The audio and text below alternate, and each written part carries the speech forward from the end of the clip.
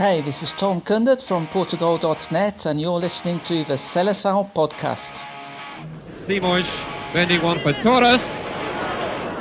Eusebio. Oh my word! Have you ever seen anything like that? Bem jogado por Simão, a passar por dois adversários, Simão a tentar oferecer o golo a Figo e a bola é golo! O golo de Figo! Rui Costa já acreditou, vai tirar para o golo, atira, golo!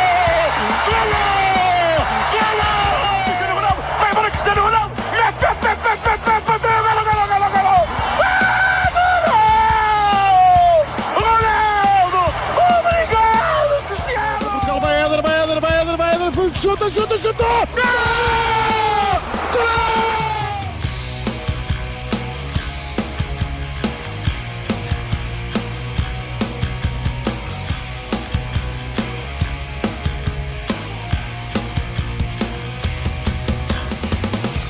And we welcome you to episode number 100 of the Seleção podcast, a proud partner of Portugal.net. My name is Danny Pinto. I am your host. Thank you guys so much for tuning in to the podcast once again.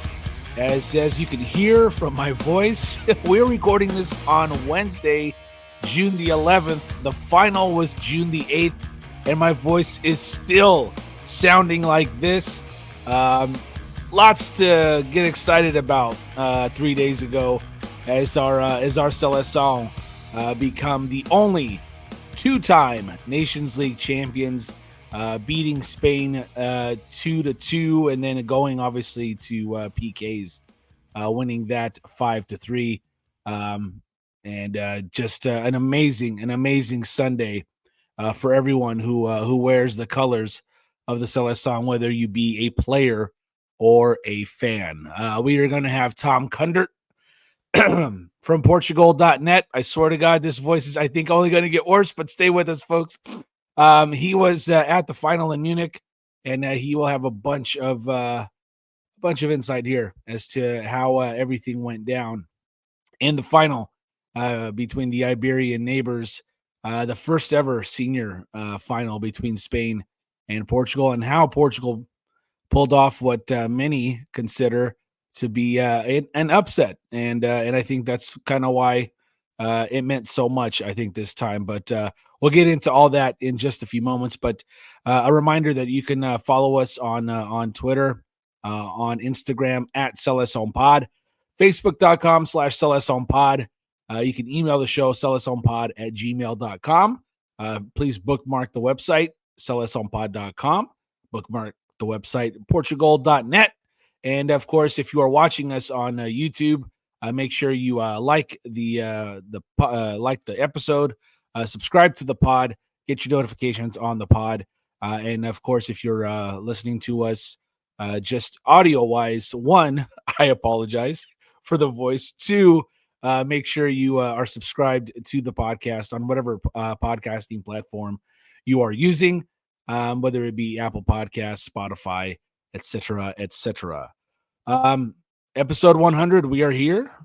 It just happened to be that episode 100 coincided with the results of the final of the Nations League, and it could have gone one of two ways, and I'm glad it went this way, and I'm glad to have Tom Kundert here to to share with us not only episode 100, but the joys of being now a two-time Nations League winning federation. Tom, hello, sir. Hello, Danny. Fantastic to be here, and what a happy coincidence that is, isn't it? Another fantastic absolutely. Fantastic day in the history of Portuguese football, and a fantastic day in the history of the Seleção podcast. First of all, many congratulations, Danny. Actually, you do a fantastic job, and that's some achievement getting to 100. And really happy to talk about a special day and to be on here talking about it with you on this special occasion for you as well. Yeah, I dressed up for the occasion. There's going to be a gala afterwards. Hold on 1 second. Yeah, Luis. Yeah, just go ahead and just park it over to the left. Nunu, Pep. Yeah, you guys listen. I'm on the show with Tom right now. We'll talk later. Some dignitaries have just come in Tom. That's why I'm wearing the old monkey suit today. But yeah, we'll have a little fun here on episode number 100. But Tom, first of all, thank you for making time for us. Two, again, I apologize for the voice. I thought by Wednesday I would be clear from all the yelling and the celebrating. But you were there in Munich, you were there in Germany, you were there for the final.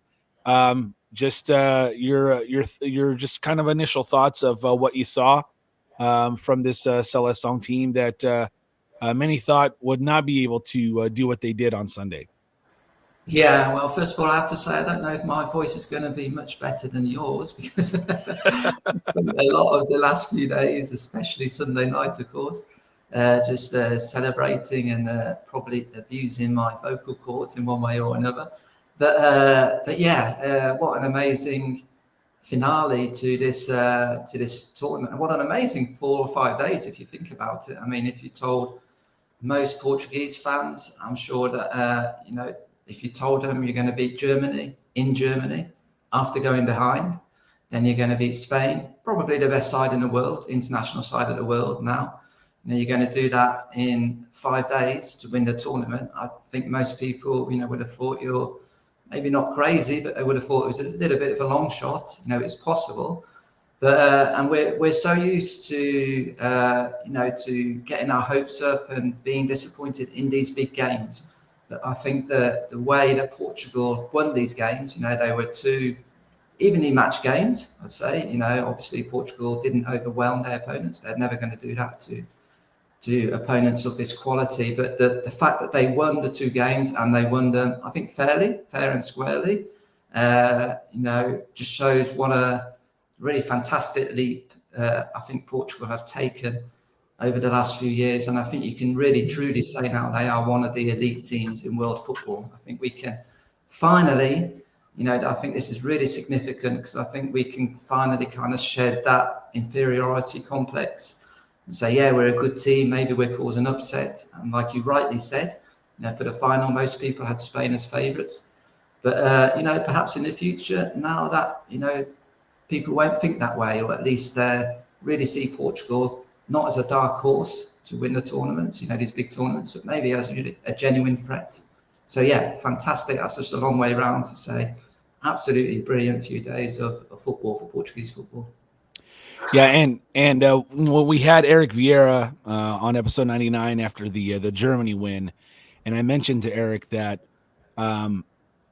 the game against Germany when we went down 1-0, what had been the kind of traditional response from Portugal in the past had been, okay, now that we're down, now we're going to be aggressive. Now we're going to be more of an attacking side because A, we have to, but B, we have to equalize, right? And we have to get back in the game. But in the final third, for the most part, it was lacking. In both of these games, there were 3 times where Portugal had to come back to at least draw. And then obviously in Germany, Ronaldo with the winner. But to me, Tom, there seemed to be a much different response to where it wasn't so much they needed to attack to try to get back in. It just seemed to be still part of the overall plan in terms of tactics. It wasn't an overhaul of trying to get the ball in the back of the net. It was just like, it's still going to happen, doing it the way that we set out to do. It just so happens that, we were down a goal at the time, but there didn't seem to be any panic. There didn't seem to be any just a schizophrenic response, I guess, from the national team that had been in the past that for the most part never brought any fruition to the attempt. Yeah, I couldn't agree with you more. You put it really well there, Danny. I think that's what really impressed me the most, almost out of anything, the way Portugal reacted when going behind. We've seen, of course, Portugal do some incredible comebacks. Of course, we all remember the England game back in 2000 when they were 2-0 down and they came back. And there's been 1 or 2 other instances as well. But like you said, in those kind of situations, it's, let's just throw everything at them, take risks, and, maybe it will come off. And of course, most times it didn't. But this time, yeah, couldn't agree with you more. It was kind of controlled. Okay, we're one down here. We're not going to change our way of playing. We're going to just keep, probing away. We're going to keep, playing our game, our passing game, and we're going to come back into this. And like you said, they didn't panic. Their calm and their composure when behind, was really good, as well, of course, of showing, the grit and the character and the determination to get back into the game, because that's, it's always difficult when you're playing against some of the best sides in the world. And I think especially, I'd say the game against Germany, that the way Portugal reacted to going behind that last half an hour. I actually, when you're in the stadium, you obviously sometimes have a slightly different view because of seeing the game again, seeing it slowly on TV. In some ways, you get a kind of a better all-round vision on TV. There's obviously other advantages of being at the stadium. But yesterday, since I've been back, I watched the final back and I watched the semi-final back last night. And I tell you, that was just, I think that last half an hour, maybe 35 minutes against Germany was maybe one of the best I've ever seen Portugal play against a really strong opposition in difficult circumstances, having to come back. And they just played their football and they, to be honest, played Germany off the park. That last 35 minutes, scored twice, could have scored 2 or 3 more, and really limited Germany. They just had that one chance to hit the post from the breakaway. But, Portugal just completely dominated that. And that again, is really, really pleasing. Yeah, so I couldn't agree with you more. I think the reaction to falling behind is one of the key facts, I think, which really has impressed people and really has almost taken Portugal to a different level. Security, obviously, for this gala in full effect. I think we can hear in the background, Tom. Again, it's a star-studded affair. We need to make sure that there's, all precautions are being taken. But the victory against Germany, and there was so much serendipity in that one with Chico Conceição scoring a goal, and then with a Spain victory where it had not been done in a competitive match since Nuno Gomes' winner in group play in 2004. These are two opponents that Portugal have traditionally been poor against in competitive matches. Let's go to the Germany game first, since you were there for both games in Munich.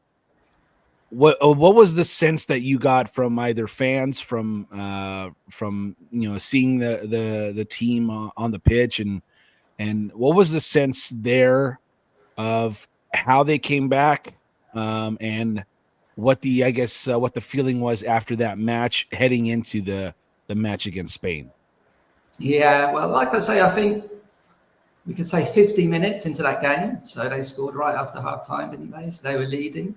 And the first half, to be honest, it was pretty even, perhaps Germany on top.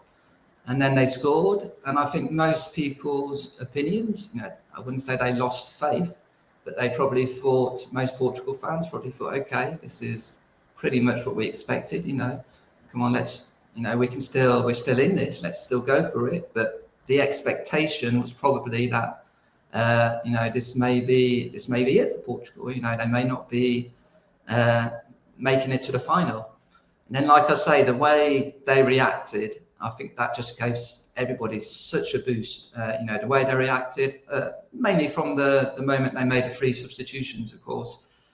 Portugal just improved so much. And like I say, completely bossed that game. So I think it did really completely change the mindset, I think of the fans and perhaps even of the players. They thought, we can really win this thing. We're in the final on merit. And yeah, of course, at the end of that game, Portuguese fans were just having a party, 65,000 people. I think there are about 10,000 Portugal fans.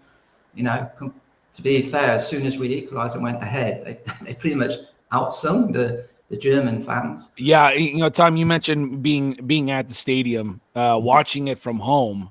You could have sworn we were at the Luge or Alvalade or at the Dragão, because it was loud, and it was loud for a long time. and Yeah, it was a dominating performance, I would say, by the fans at the stadium in Germany, because it was loud. It was very loud, and it was awesome to hear.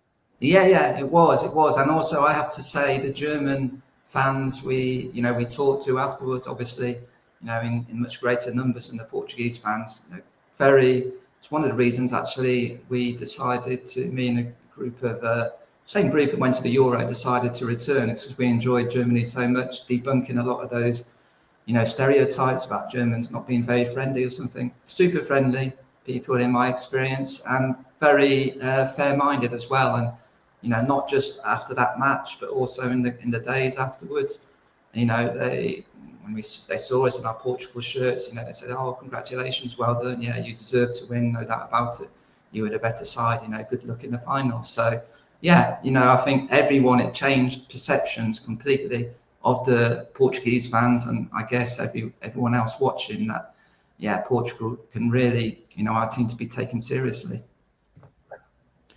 We're talking with Tom Kundert here of Portugal.net. He, of course, was, as he just mentioned, in Germany for the semifinal and final of the Nations League, where Portugal victorious in both of those matches and raising their second Nations League trophy.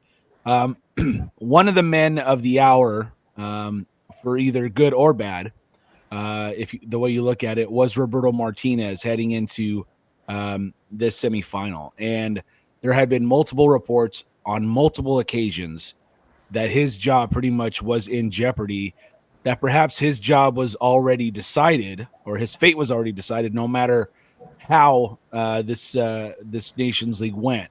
Obviously from the two victories against Germany, against Spain, getting that second Nations League trophy, the third trophy overall. Pedro Proença announced that Roberto Martinez would be back. I think he mentioned for 2026 qualifying. I don't know if he said the 2026 World Cup. I guess we'll just see how that goes. But to me, Tom, I think Roberto Martinez, and for as much flack as he got from me, from fans, from pundits, when I had Eric Vier on for the last episode, based on the Germany game solely, there would be no reason to fire him. But again, it was, it was a lack of the competitive matches. There was a lack of just cohesion and tactical prowess. Then they beat Spain. And again, with great substitutions and great management, I would say more on the substitution side than the starting 11. I would have found it hard pressed to have Roberto Martinez no longer be the manager of this national team. Pedro Proença decided that was going to be the case. But from what you read and what you understood, how serious was the jeopardy of Roberto Martinez's tenure being over? And would have you been surprised if he would not have been the national team manager, even with the result that occurred in Germany? Yeah, taking it first about the build up to these two matches, and yeah, he had taken a lot of criticism in recent months for some poor performances. And you're right, you're absolutely right. There was a lot of talk about changing the manager, specifically about Jose Mourinho perhaps coming in. Of course, Pedro Proença just won earlier this year, was elected as the new FBF president. And I think it's quite widely known that he's very keen on getting Jose Mourinho as the Portugal boss and kind of being his man, his coach, and that may still happen in the future. And I think there was a genuine chance that could have happened if these matches had gone badly, and if he would have had reason to make a change. But the way they did go, so impressive, the way Portugal played, winning it. It's only Portugal's third ever, major tournament or major trophy. I know some people don't quite consider it a major trophy, but as Roberto Martinez himself said afterwards, to win this trophy, it's almost more difficult than a Euro or World Cup. You've got to beat the best teams in the world, and you don't get any easy games. So it is a fantastic achievement, and I think there's no way they can change it now. One thing which really impressed me is it's quite obvious that he's got a great momentum and a great unity in this squad, in this team. What really pleased me, almost more than anything, Danny, seeing those celebrations at the end. If you noticed, the players who didn't play hardly at all. The way they were celebrating, they were almost celebrating more than the actual players who played in the final and the semis. And I think that's always a really good sign. They've got a really good camaraderie among the squad. They're all supporting each other, even the ones which don't play. And then, when they do come in, obviously then they feel much more part of the group. And so I think in some ways it reminds me a little bit of the Scolari years when he first came, because that was really Scolari's biggest strength. And you could say Scolari's biggest weakness perhaps was his tactical acumen, or perhaps lack of tactical acumen. But he just built such a good atmosphere around the Seleção, within the squad. Also, the whole atmosphere around it, the fans, and you can't forget all that, his kind of insistence on bringing out the flags and, just getting the whole population really behind Portugal. Of course, it was 2004, so the tournament was in Portugal, so that was also another big factor. But I think that was the reason for his success. Scolari's success was the way he managed to build this, just almost like a family unit, making them really work hard for each other. And I think that's what Roberto Martinez has done. And for all his tactical, we can say difficult to understand sometimes, his tactical choices, his first, I always remember the first game at Euro 2024, just a year ago, against Czechia, basically choosing, if I remember right, selecting two right backs, I think it was, and I think it was Cancelo and Dallo or something, and no one could really understand what happened. And of course, for the Germany game, we saw João Neves at right back, Ruben Neves starting, no Vitinha, and we thought, what's going on here? But, maybe there's method to his madness. Maybe he got a bit lucky. Maybe he's still trying to work out the best combination. Like I say, I think that with this momentum he's got, and with this, and the backing of the players he's got, it was interesting also listening to Ronaldo after the game, having a bit of a go at the reporters, saying, levou muito porrada, vocês deram muito porrada, which, how would you translate, Danny? Basically, I don't think I want to. Yeah. Basically, they were really they gave him a lot of guff. They gave him a lot of guff, yes. So he was saying they were just, just going, the journalists and the reporters and the critics were really going in hard on Martinez, and perhaps a little bit unjustly. And that's what Ronaldo said. Look, we've won the tournament. How can you? And he talked about the passion that he puts into every training session, and and the fact that he's made this effort to speak Portuguese in super quick time. He speaks, fantastic Portuguese, and so which some people say, oh, it's Spanish, but you see the amount of Spanish players who come here in Portugal for years and years, or South American players, and they never learn Portuguese. So I think it's all he's earned he's earned, I think, the right to take Portugal to the World Cup. Let's see what happens, and I guess if he continues or not will, of course, depend on what happens there. But I think basically his there's absolutely no way that he can swap the coach now. It had to, something absolutely disastrous would have to happen, like losing two first games in qualifying or something like that. If that doesn't happen, I'm pretty sure Martinez will be the man leading the Seleção in the States. or Mexico or Canada. You know what? You mentioned a term there, and yeah, he's earned the right. And whether he's the right man for the job and earning the right are two different things. But he's earned the right to take this team at least through qualifying to 2026 in the World Cup next year. And yeah, it'll be interesting to see. A honeymoon can last a while, and a honeymoon can turn real quick. But he's at least earned the right to take that honeymoon with this team heading into qualifying for next year's World Cup.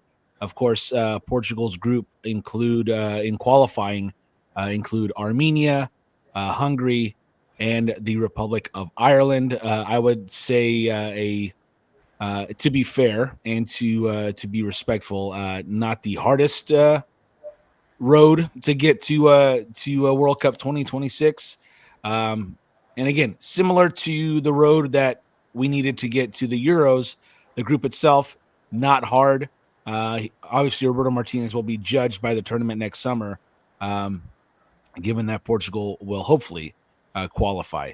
Another person who's been under fire the last few years, and again, I wish I had a plate of crow for a lot of these gentlemen we're talking about now. First, Roberto Martinez, and now Ronaldo. But what can you say about Nos Capitão showing up at the age of 40 when the lights were the absolute brightest? The lights had not been as bright for Portugal in past tournaments in the last few years, but scoring in the semifinal, scoring in the final, just an absolute great display of leadership and of passion for the jersey, for the flag, for the team.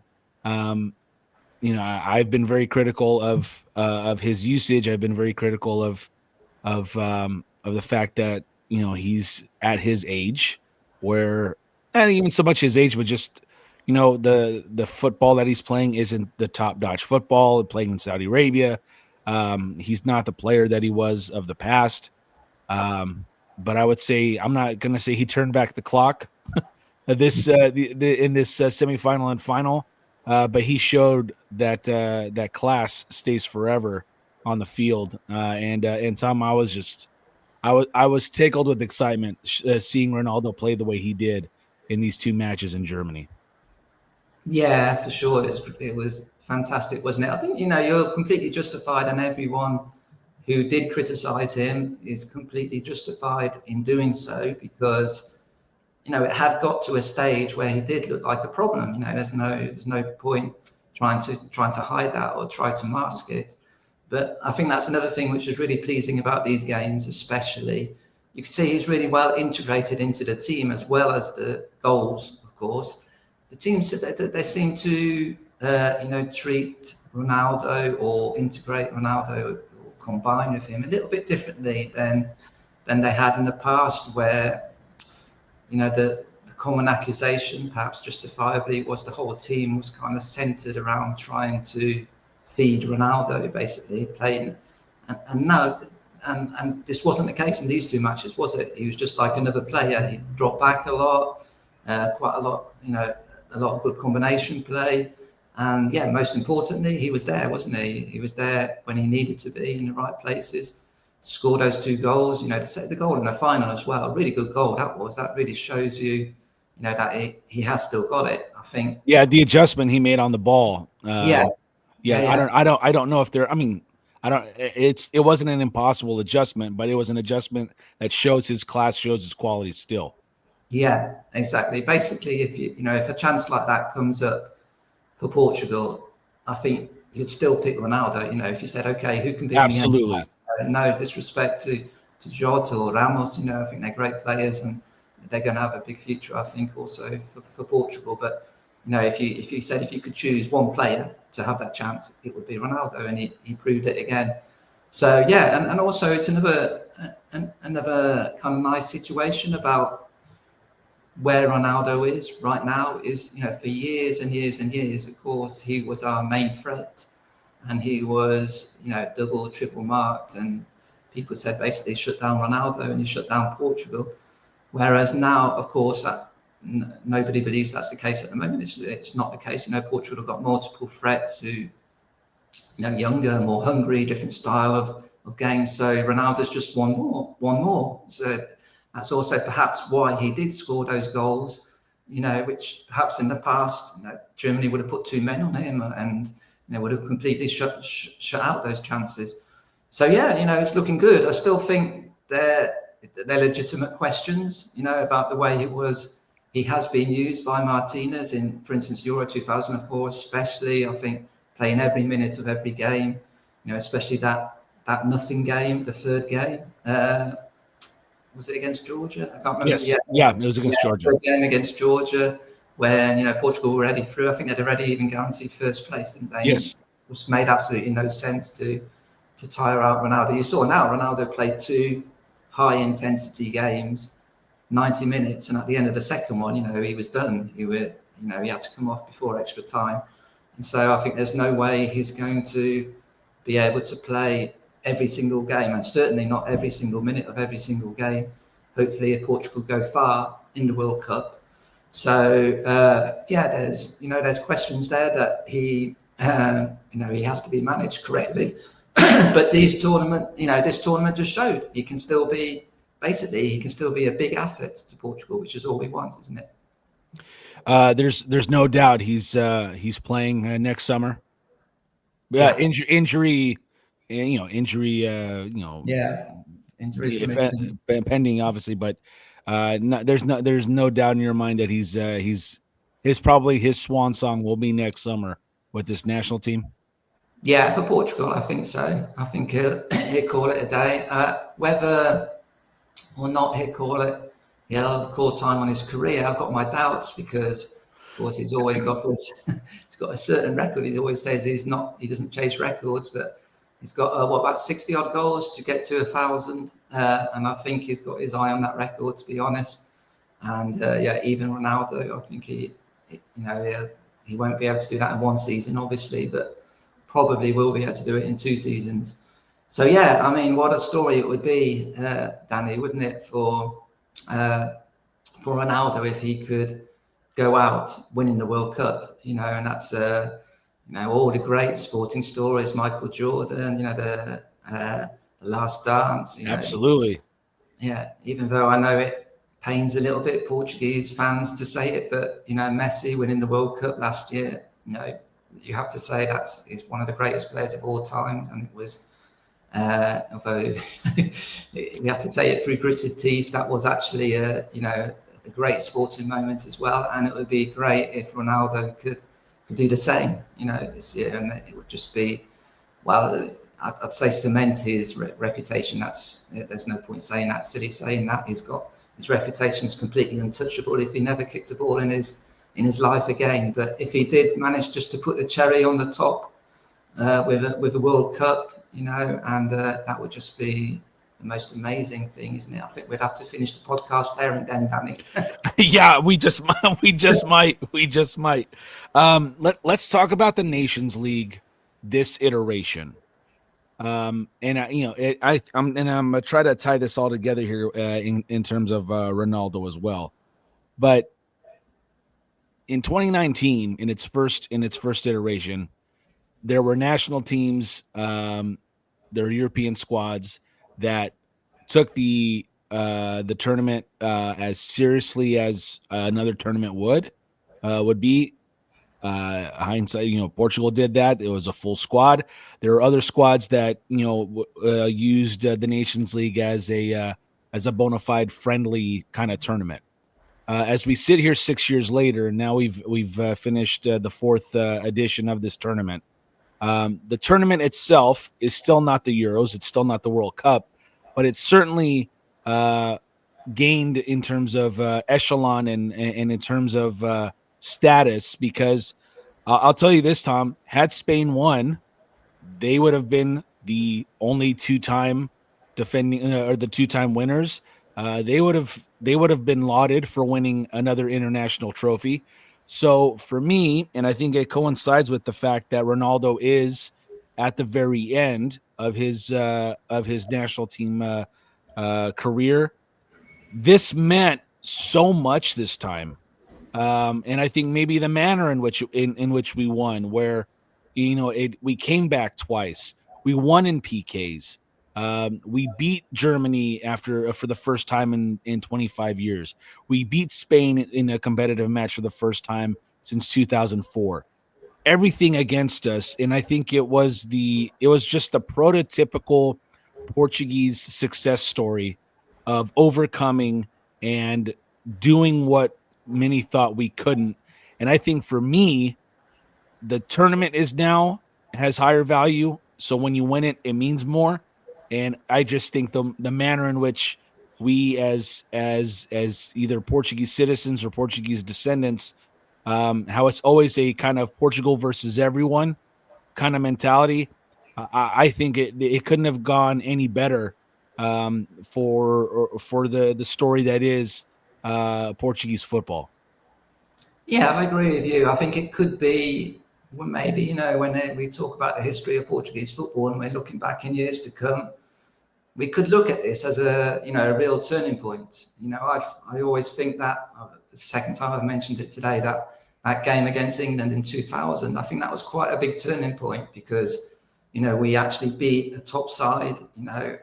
Yes, England were a top side then, and they still are, I think, although, they haven't got such a great record in terms of trophies. But Portugal actually came, outclassed, outplayed a top side. And I think from that moment onwards, they realised they could compete with big teams. They could compete, and on a good day, they can beat them. I think perhaps, hopefully, perhaps the manner of these two victories means that when Portugal go into these games against Germany, against France, against Spain, against Italy, and when they go into these top games, they don't go into it thinking, we can, perhaps if things go right, if they have a bit of an off day, perhaps we can do this. I think they go into it, on a level playing field, thinking we've got as much chance to get through as them. And perhaps as important as this, or more importantly, I think the opposition will also think that, they look at Portugal through different eyes.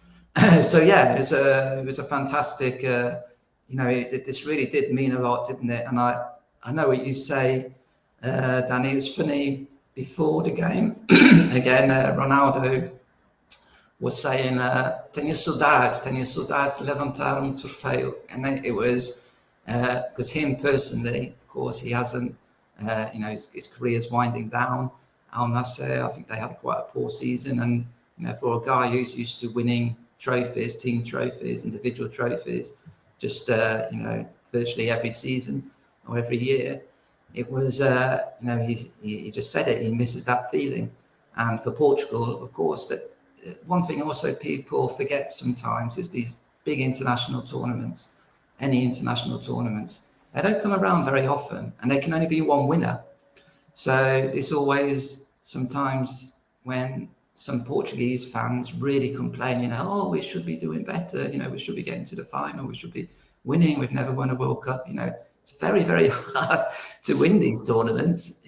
Countries as big or bigger than Portugal, haven't really even done as well as Portugal have done.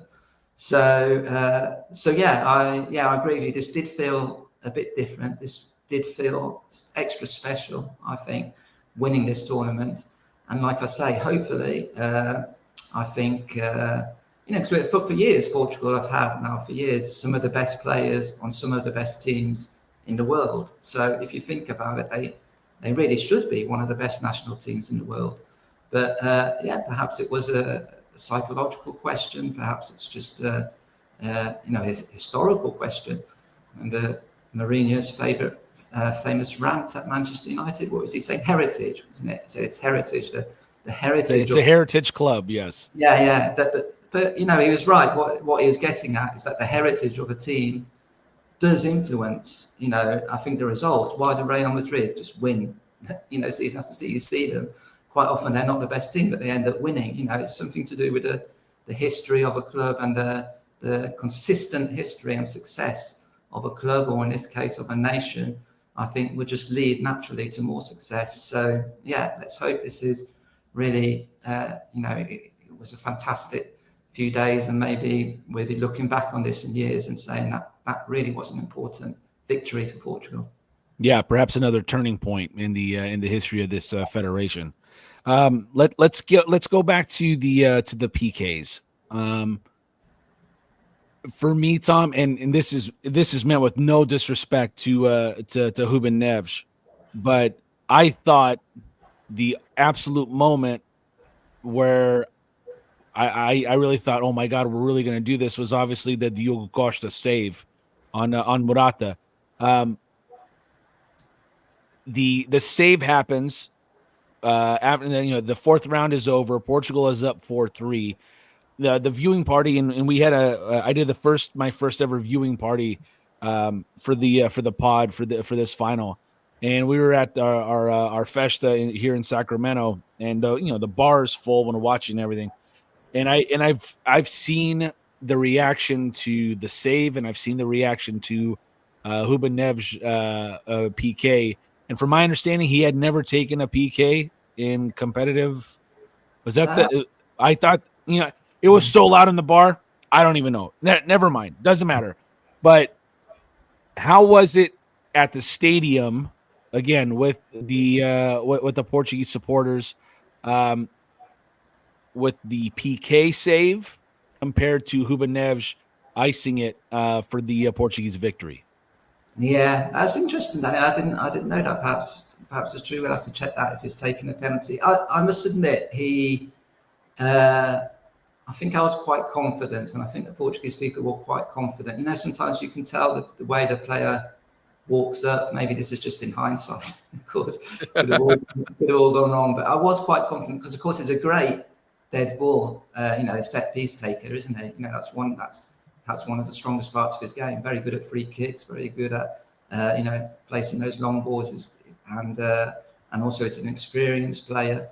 And he did well. He had done really well. It's like I wrote in one of my tweets. He's everyone's favourite whipping boy, really. Yes. But for him, and even for Martinez, why are you picking Neves again? What does he bring to the table? But to be fair, that really made a difference. Again, that was a good substitution when he came on. Just at the base of the midfield against Spain, and also released Fernandes and Vitinha to get a bit further forward. So he'd had a really good game. And I can't really remember exactly what my emotions were at the moment he took it, but I knew I was quite confident. And then afterwards, it was just bedlam, wasn't it? It must have been good fun at your viewing party. It was just bedlam, and it was just, just complete joy. I think complete joy, fair play to him. Neves, again, has proved that that he really deserves a place in this squad. So perhaps we should really, when Roberto Martinez makes a few choices that we're not too sure about, maybe we should put a bit more trust in him. Apparently, again, he's won some equity with us. I just looked at Ruben Neves' penalty history. It was his first Portugal senior attempt. Okay. So he had taken others, obviously, with the clubs, but it had been his first Portuguese senior attempt. Yeah. So what a penalty it was, wasn't it, Danny? Well, to be fair, even the Spain ones, apart from Morata's, they were almost all perfect. But focusing on Portugal's, perfect penalties, virtually every one. Absolutely impossible to save, of course. Nuno Mendes, what a game he had. Oh. And I thought, sometimes in these big matches, sometimes it's the star player. Of course, it happened to Baggio, didn't it? I think even maybe Maradona. And sometimes it's the real star player that ends up missing, or sometimes it's the player who has been the best player that ends up missing. So when Nuno Mendes came up, I was just thinking, please God, this is just one of the greatest individual performances I've ever seen by a Portugal player in a big game. Surely, it's kind of written in the way football. It just seems illogical sometimes. Surely he's not going to be the one who misses. But my God, what a penalty! Top corner. That's just a penalty which no goalkeeper in the world is getting even near. So yeah, and all of them. Vitinha, I remember he'd missed one, a high-profile one quite recently. I can't remember, one of the Champions League shootout games. Can't quite remember who it was against. Arsenal, maybe. I'm not sure, but anyway, he'd missed one, and again, I was quite worried about him. Perfect penalty, all of them, perfect penalties. So yeah, that's again maybe another illustration of Portugal. Really. Having that mentality now of getting the job done. Yeah, and how about Gonçalo Ramos starting it off just a day or two after the birth of his son? I thought because they had excused him to attend the birth. That was my understanding. I thought he was going to be excused completely, and then all of a sudden I see him coming off the bench, and I'm like, oh, he's back, and good for us because he hit that first one to get us going. So, Nuno Mendes is out of this world good, and us as supporters and followers of this national team, we've always thought that he could be one of the top left backs in the world.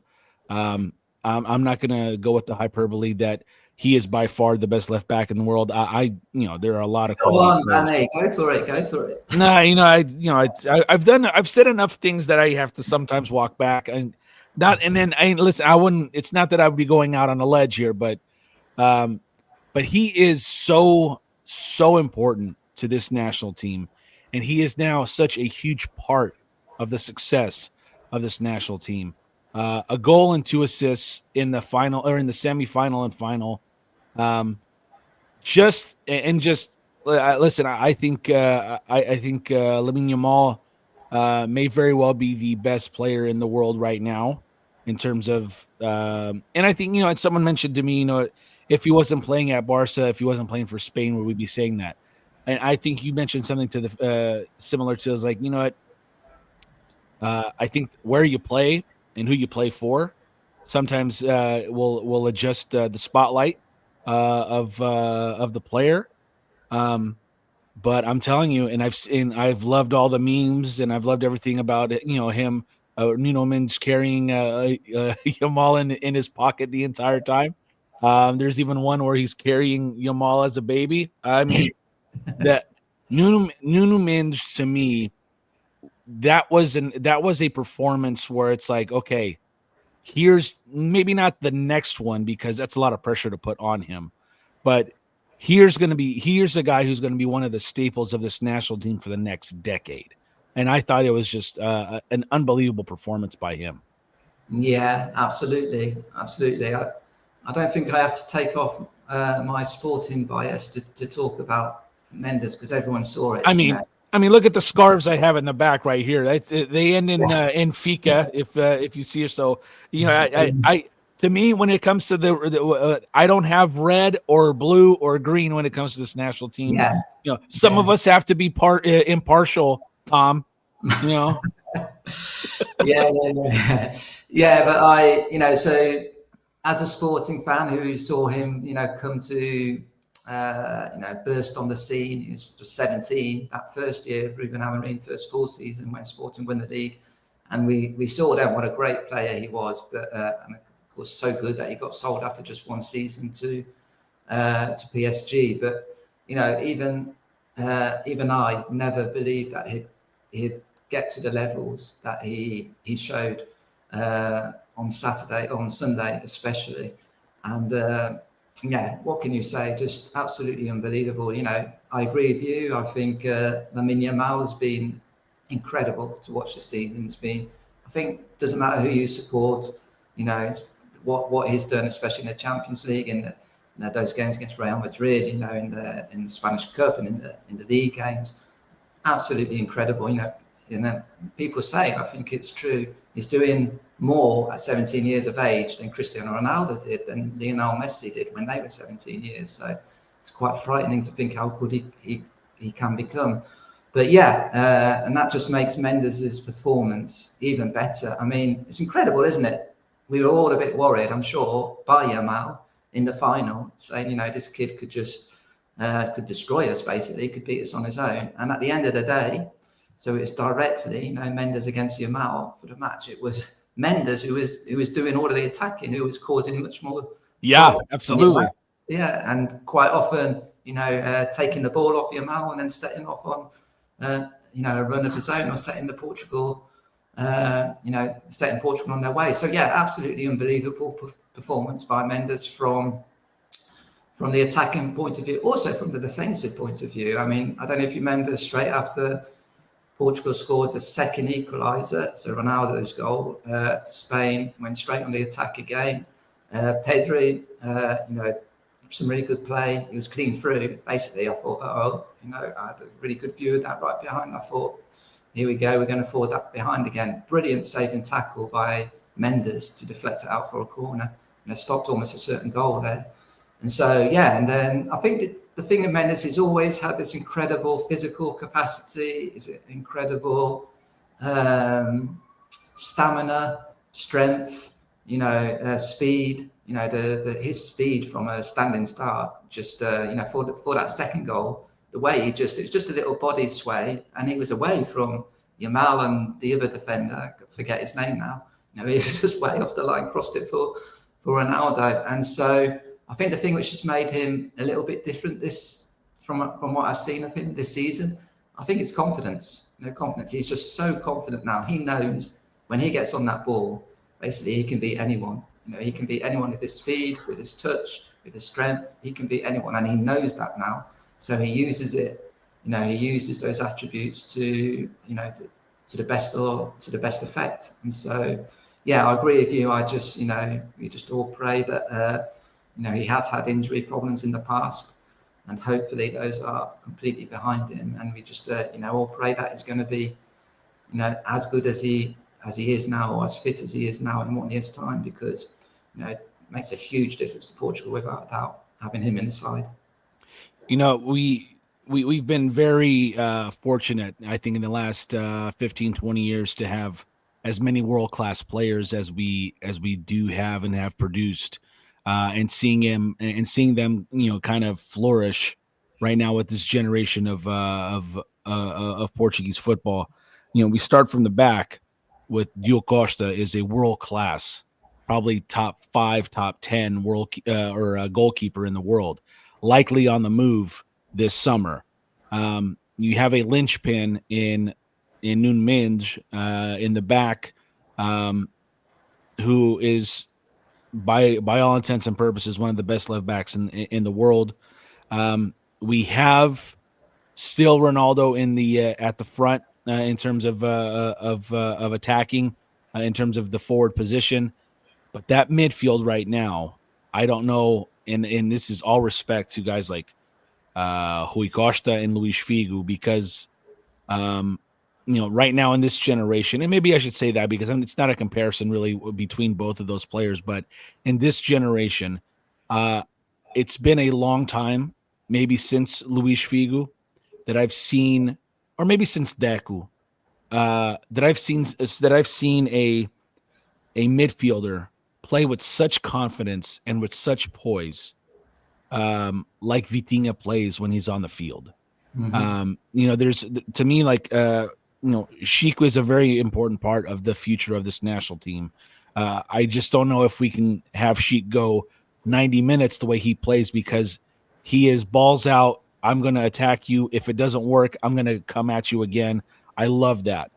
But in terms of the absolute leadership on the field, in terms of how this team goes, we are in such good hands with Vitinha in the middle of that field, manning the ship.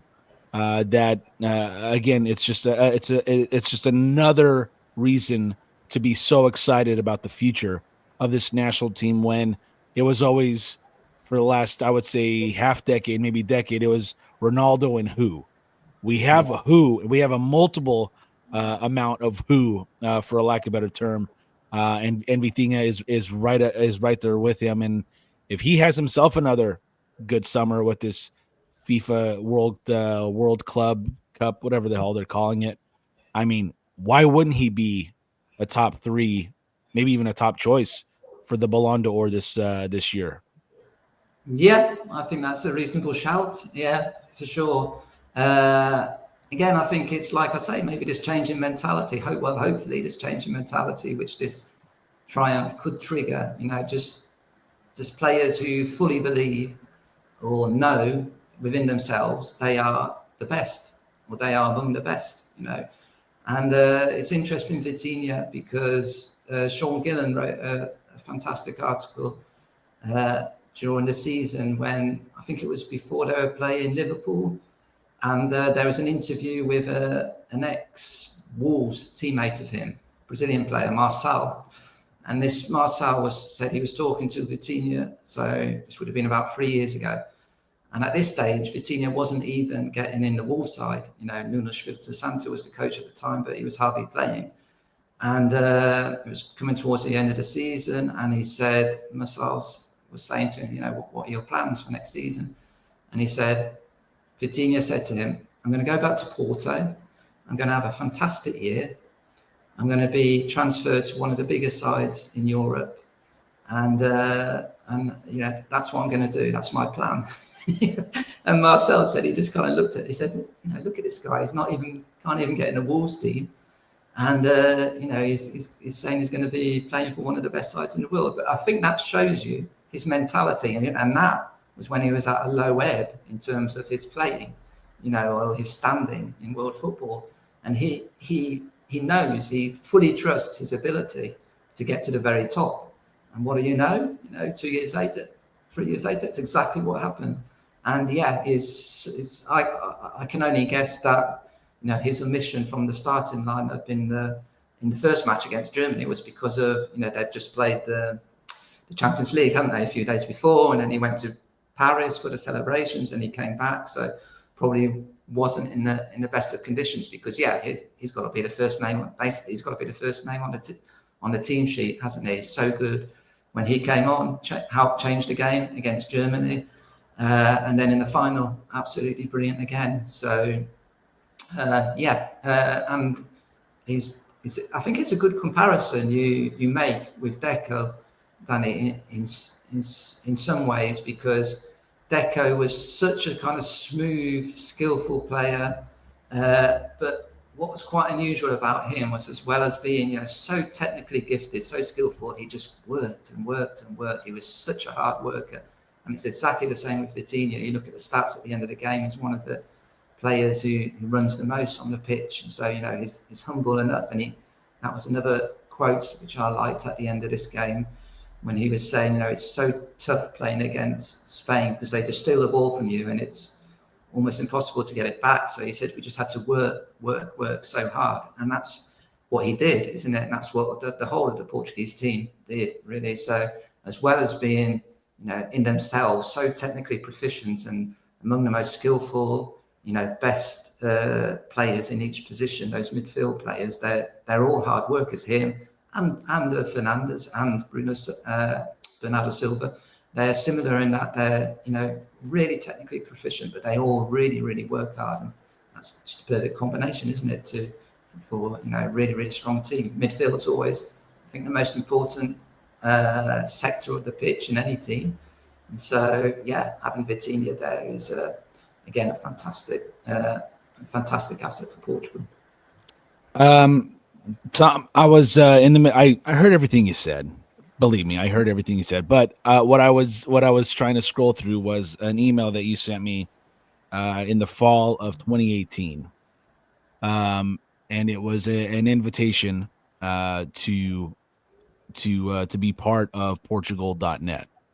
And I started this podcast in May of 2018, and I was doing it simply for the fact that I loved this national team and I wanted to have people be a part of the discussion and the passion that this national team brings us in the English language, whether you be a fan or whether you be descendant of Portuguese parents or just a fan like Nathan. Nathan has no tie to Portugal whatsoever, except for falling in love with the team in 2006. But we are at episode 100, it's I think the word I've used before is serendipitous. It's very serendipitous that Portugal wins their third major trophy, and we get to talk about it on episode number 100. But I want to thank you for giving us the platform on this podcast to tag along on the ride that is Portugal.net, because I can attribute a lot of the success and a lot of the way that the podcast has been received directly to the exposure that your site and your social media has given this podcast. And I could not for the life of me have you on episode 100 and not thank you for everything you've done for this pod. And it's a wonderful partnership that we have struck here in the last almost 7 years. And I am very, very grateful for the friendship that we've conjured up here. Even if we have never physically shaken hands or shared a beer, but I just want to thank you so much for everything you've done for this podcast and the success that it's had. Being a lot of it being attributed to Portugal.net. So for that, I say cheers and thank you so much for what you've done for me and the pod. Thank you, Danny. That's really nice words. But the only thing I can say is I thank you as well, because the reason I sent that email in 2018, because I heard your podcast, obviously, and was just so impressed with it, with your enthusiasm. Just a great idea of we really need, Portugal really needs to have an English language podcast just completely dedicated to the Seleção. Yeah, and I saw, I heard your podcast, fantastic job. Say, oh wow, who is this guy? He's brilliant. Maybe he'd come on board. And so you thank me, I just thank you, because without a doubt the site itself, it's one of the most important parts of the site, and it's one of the most popular parts of the site. And so you can see from the comments we get, a whole lot of them are from people in similar situations, which you just described, perhaps second generation Portuguese, first, second, third generation Portuguese, a lot on that side on your side of the pond, a lot all over the place, of course, all over Europe, Australia, so but especially I think in America and Canada. And so it's great to have this platform, and it's great to talk to you, and I think you do a fantastic job, all your guests. And isn't it great that we've managed to report on and to talk about just so many triumphs and so many amazing moments. And hopefully, like I said, it's just a start. Yep, absolutely, Tom. Again, all the best to you. Thank you for everything. And I don't know if we'll have you on episode 101, but I know we'll have you on once again in the future. Again, thank you for everything, and I am so glad you got to enjoy Germany these last few days, and hopefully our voices will come back to normal at some point. But what a great reason to lose them over these last few days. Absolutely. But Tom, all the best to you, and we will talk soon. Great stuff, Danny. Forza. Forza. Yep. And that was Tom Kundert here of Portugal.net. Again, it's episode 100. I have more than, I guess, 100 episodes in the catalog, but in terms of this podcast and reacting to games, it just so happened that we fell on episode 100 at the end of the final, the victory against Spain in the final of the Nations League. In terms of that final, I mentioned this in a Facebook post, in an Instagram post, and I'll put it on X as well, because I didn't want it to be lost in anyone's algorithm. But this will go on right by the time you hear this episode or watch this episode, it should have already been posted. But anyway, I asked my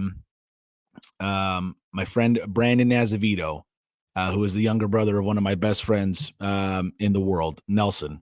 And Nelson's been on the pod before.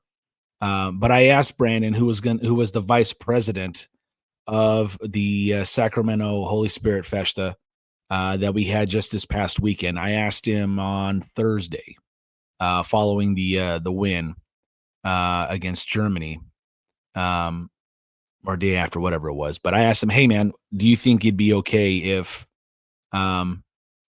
we did a viewing party at the Festa?" And he's like, "Yeah, man, no problem. Let's get an area and find an area near the bar so we can have folks watching it in the bar at the hall." And we set up outside. We set up a TV outside so that people could also be outside under this huge kind of not a canopy, but on almost like a roof, whatever the hell it is.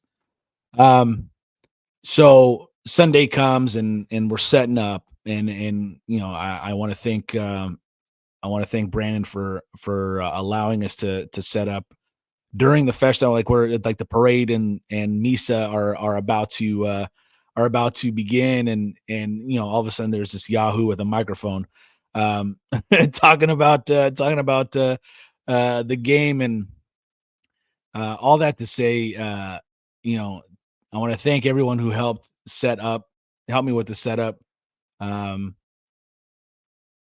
That day will go down as of this day, the greatest day of this podcast's history, for many reasons. One, we won. That's great. I love it. But the number one reason is where it took place, how it took place, and who it was with. For those who don't know, who watch or listen, my dad 2 weeks ago suffered a mild heart attack. He is okay. I tend to watch Portugal games whenever I can with my dad. He came to the Festa a little bit on the I guess he's 76 years old. He just had a mild heart attack. So he didn't come in at 100%. Let's just go ahead and say that. But he came to the Festa. The Holy Spirit, very important in his life, my mom's life as well. And I was able to have the podcast, a viewing party, and my dad was able to be there for a little bit. They left at halftime and watched the rest of the second half and the rest of the game at home, where we were about 10-15 minutes from the hall, my parents' house. It was huge to have him there to watch the game, even for a little bit, and having him watch me do the pod. That was amazing. And then getting to share the joy of the Diogo Costa save and then the Ruben Neves winning PK with guys that I have literally grown up with. I'm 44 years old. Those guys have been my friends for at least 40 years. To have my childhood friends around me while doing the pod, while watching the game, hugging and yelling and high-fiving, and just being able to enjoy that euphoric feeling of watching our national team together win a major trophy is a memory I will have for the rest of my life. It was awesome. And I've as I mentioned, I've posted some pictures on the Facebook page and on the Instagram account. If you're hearing this or watching this video and I have not yet posted it on Twitter, please go there. But I was lucky enough to have Some people send me the videos of the goal of the Hubenev's goal and the celebration, so we could see different views of the bar. The funny story about the PKs, I had bought like a regular antenna because we had a TV that needed either an antenna or like a Fire Stick or something. So I went and bought an antenna, and the TV outside was like a full minute 10 ahead of the two TVs in the bar, and everyone in the bar hated it. I did not, because I knew what was going on, good or bad. Going down twice, they knew. Equalizing twice, they knew. But when the extra time was had finished, everyone was saying, "Everyone come into the bar. Everyone come into the bar for the PKs, so we can do this together. Watch this together." And I was hesitant at first. I'm like, "Man, come on! I was out here. I set it all. We set it all up to watch out here and whatever." But then something came over me where I was like, "Listen, good or bad, we are going to watch this together." And I'm so glad that I decided to do that, because what ensued in the next like 5-10 minutes are memories that I'm never going to ever forget.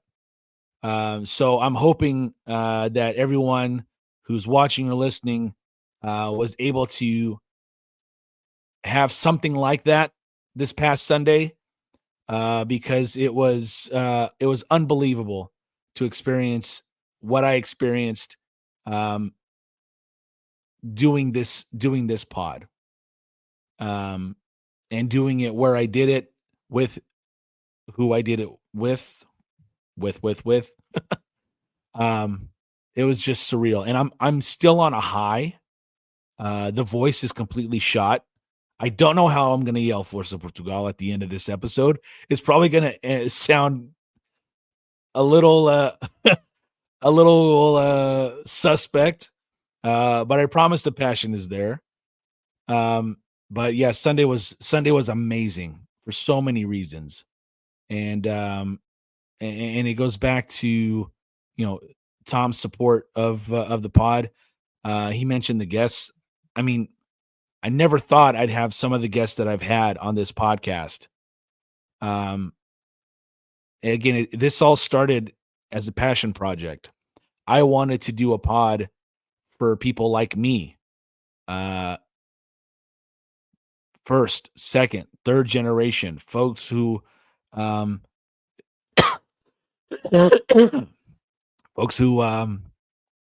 it's not their first language, or they don't speak Portuguese, but they support the team. And it's turned into something that has been even more than I could have thought. So I want to thank all the guests. I want to thank my wife, Suzette, my boys, Eliseo and Lucas. This takes time away from them sometimes. And, I would say 95% of the time, I try to schedule it to where it doesn't impact them, but the times that it does, it is something that I think about. But their support of the pod means the absolute world, because I very rarely ever think, oh, this is upsetting them because I'm taking time away from them.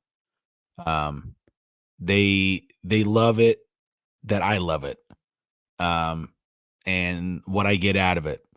So without their support, I don't know if I would have continued doing this podcast, or if I did, maybe it wouldn't be with such passion and with such a smile on my face most times.